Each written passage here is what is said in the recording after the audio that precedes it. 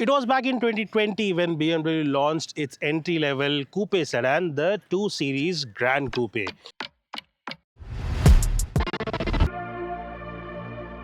It came in between the COVID-19 pandemic but became quite a bit of success, and it has been a popular choice for anyone planning to enter the BMW family. 5 years later, today we have the second generation 2 Series Gran Coupe, and in this video I'm going to talk about everything new with this car, everything that is good, everything that could have been better and more. So if you are new to the channel, do subscribe to Car and Bike, and while you're at it, hit that bell notification as well so you never miss an update from us. Now, the first generation 2GC was quite a bit of a looker. However, with the directive for the second generation model was to make it sportier.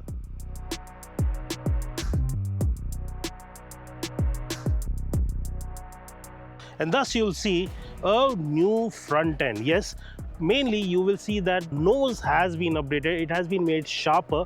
In fact, BMW calls it a shark nose front. You can see that when you are looking at it from a profile, but yes, you can see more character lines on the hood, which adds a bit of muscle.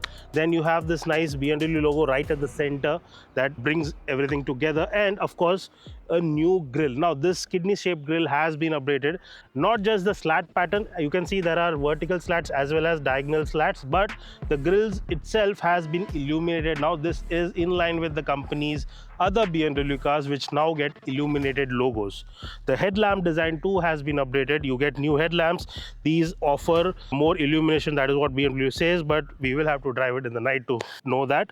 But yes, sportiness is there. The front bumper too gets this nice dual split design. We saw this in the new X3 as well, and you can see it here as well, where the bumper itself gets this slit pattern, adds a bit of nice sporty touch to it. And because this is the M Sport pack, you get all black element across the car, and that adds a bit of class. Now, towards the profile, you'll notice that the biggest change is the wheels. Yes, you get new 18-inch wheels. These are one size bigger than the previous generation model. Here, of course, you get the M style with the dual tone pattern as well as the multi-spoke design. Looks very sporty, looks very nice. You also will notice, although not that much, that this car is bigger. Yes, it's longer, it's wider, and even taller than the previous generation 2GC, but by marginal standards. Behind the C-pillar, you'll also notice that there is this new 2 letter that has been embossed onto it. It is something that we have seen in bigger BMW cars as well, and now we see that on the 2GC as well. The tail lamp design too has been updated. You get new lighting signature, and it looks sharper now, and that sharpness is complemented by the rear bumper. Here you see that you get this nice Ford diffuser design. Although it is not an actual diffuser, it is Ford diffusers, but they look really nice. You get a nice sporty vibe from here to here, and of course the glossy black treatment adds a bit of style and character to the car.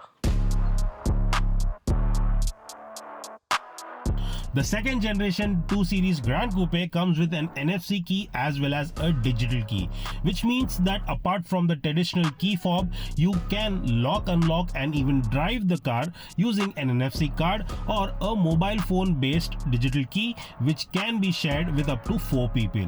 However, the latter only works with select mobile devices. Now, like the exterior, the cabin too has received its fair share of updates, and you get an all-new look here. Now, yes, the layout more or less remains unchanged, but the styling has been updated. So here you get a newly redesigned dashboard that gets these different texture panels. Here you have a solid black soft touch material, whereas here you get this nice textured effect with a glossy finish. Then again, this also gets this metallic touch. Then you also get new updated AC vents. These are sleeker now, more in line with the current setup that we see in some of the bigger BMW cars. Then Finally, the highlight of the cabin is this dual screen wide curved display. Now the infotainment system is a 10.7-inch unit and the instrument cluster is a 10.25-inch unit. So you get this nice digital view. It is crisp, it is clean, the colors are nice. But I have an issue with the infotainment system. Now this is the updated OS 9. So you get a lot of features, a lot of apps and connectivity suite. But the problem I have with it is that whenever I connect Android Auto to it, it's not seamless. If I switch off the car and I go out and I come back, it doesn't instantly connect it. I have to manually again connect my phone. Now this is an issue I noticed in the iX1 long wheelbase as well. So I believe that this can be fixed with update, but yes, that problem is still there. So that could be altered. However, it is a bit more easier to use compared to the previous system. Of course, you get vegan leather all across the seats. This of course is called Veganza Oyster. There is another option which is the mocha, which is a dark brown color, which you get with other color options. You also get this now nice vegan leather steering wheel. It also gets that M logo over here, and of course there is this boost pedal, but I'll talk about that when I'm driving the car. That is an interesting feature. Otherwise, it's all nicely designed. You get nice storage areas here. You can have your sunglasses here. You can place your phone with on the wireless charging pad. Then you have 2 cup holders, 2 Type-C ports. There is a new shifter. Yes, you get now an electronic shifter, a new feature, and I don't mind this. It is a nice clean design.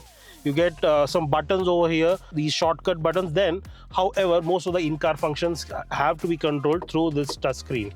Then you get this nice panoramic sunroof with single pane opening. So yes, that is a nice feature. There is a camera here which can record inside the car. It can take pictures. However, at the moment we cannot show you that because you need to be logged into the car. But yes, that feature is available. There are more ADAS functions as well now, but I'll again talk about them once I'm driving the car. But for now, it is a nice cabin. It is comfortable.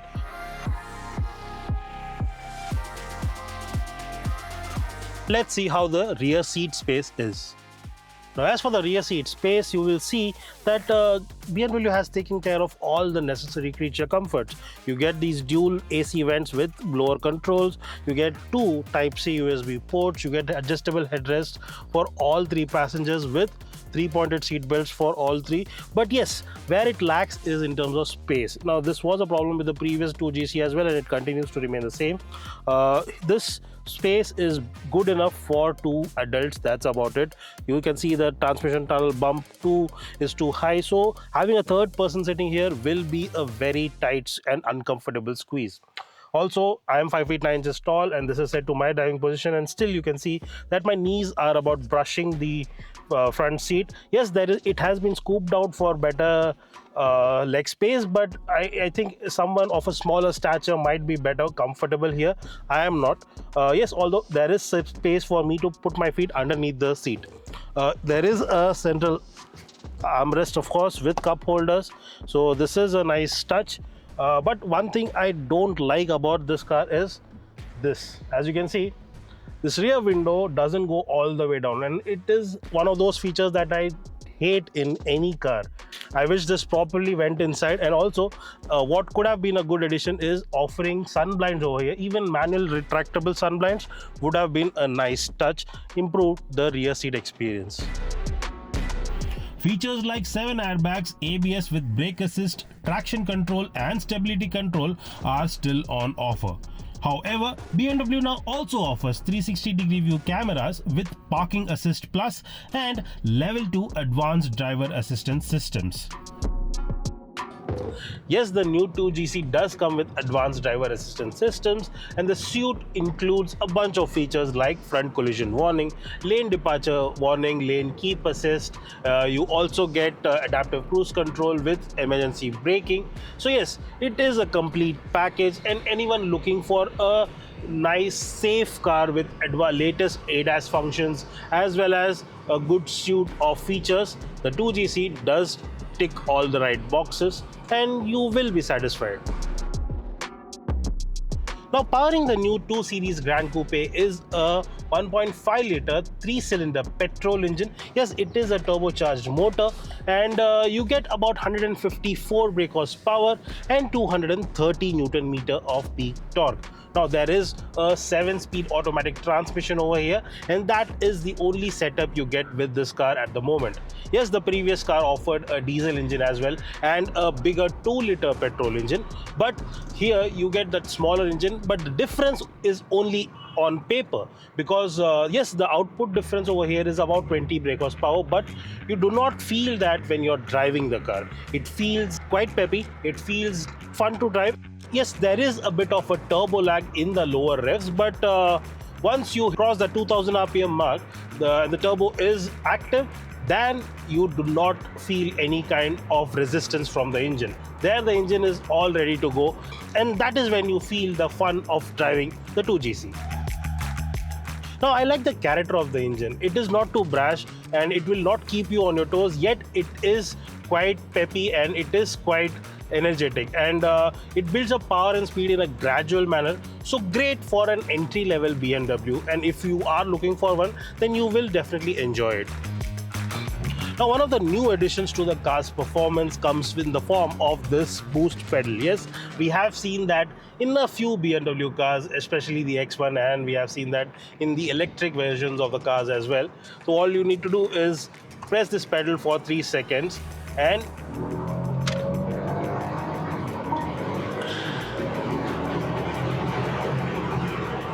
there you have it. You get an instant boost. There is a bump of around 16 to 17 brake horsepower in the output, and you get all of that in that instant, and the car goes crazy for 10 seconds. Now, this is quite a fun feature and good for when you are in a spirited mood and have some open roads and you want to experience the car's full potential. Now, as for how the car performs on the road, I quite like the mannerisms of the 2GC. Now, one thing what BMW has done is, in order to make it more sportier, the experience a bit more sportier, the company has stiffened the suspension a bit so that you get that kind of an experience while you're driving the car. So yes, it is slightly on the stiffer side, but it is not harsh, it is not uncomfortable, it is just a tad more stiffer. And now I quite like that, because when you're taking a corner a bit too aggressively, the car feels stable, it feels composed, and it helps you navigate that corner quite nicely.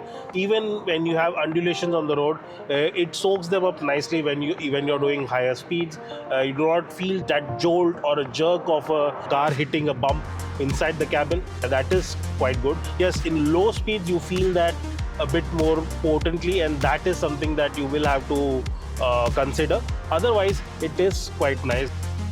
It gives you that right kind of ride and handling setup, and that is something that you expect from a BMW. That is the kind of experience you're getting over here. Now, compared to the previous generation model, this new 2 Series Gran Coupe has come a long way. It looks sportier, it gets features and tech that were not there before. It gets some nice updates in terms of safety as well, including level 2 ADAS. So yes, a complete package. Yes, compared to the previous 2-liter motor, this 1.5-liter engine is slightly underpowered, but that is just on paper, because when you're driving the car, you do not feel that difference. Yes, you do not have a diesel engine as well, but BMW says that the demand for a diesel engine in this segment, especially with the 2 Series, was very low, and the company doesn't feel that it needs a diesel option right now, but if there is demand, that might come in the future. For now, you only get the petrol option. So overall, it all boils down to the pricing. Now, currently the outgoing models is available at a starting price of just under 45 lakh rupees. And if the company manages to be at par in terms of pricing with the new 2GC as well, then it will have a very good value proposition at its hands, and that will have several takers. What do you think about the new 2GC? Let us know in the comments, and if you have any more queries about it, you can put them down as well. And if you like this video, do give it a thumbs up and share it with your fellow enthusiasts. And for more such videos, keep following Car and Bike.